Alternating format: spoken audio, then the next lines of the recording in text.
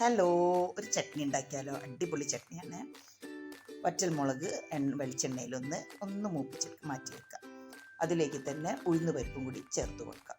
ഉഴുന്ന് പരിപ്പ് പൊട്ടി വരുമ്പോൾ അതിലേക്ക് സവാള, ഇഞ്ചി ഒന്നും കൂടി ചേർത്ത് കൊടുത്തിട്ട് നല്ലോണം വഴറ്റിയെടുക്കാം. ഒന്നൊന്ന് വാടി വരുന്ന സമയത്ത് അതിലേക്ക് 4 or 5 തക്കാളി കൂടി ചേർത്ത് കൊടുക്കാം. നല്ല പഴുത്ത തക്കാളി ആയിരിക്കണേ ചേർത്ത് കൊടുക്കേണ്ടത്. അതിട്ടിട്ട് നമുക്ക് നല്ലോണം വഴറ്റിയെടുക്കാം.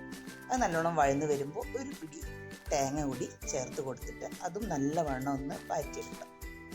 അത് നല്ലോണം വഴന്ന് വരുന്ന സമയം കൊണ്ട് ഞങ്ങൾക്ക് അല്പം മല്ലിയില, ഒരു തണ്ട് കരിവേപ്പിലയും കൂടി ചേർത്ത് കൊടുക്കാം.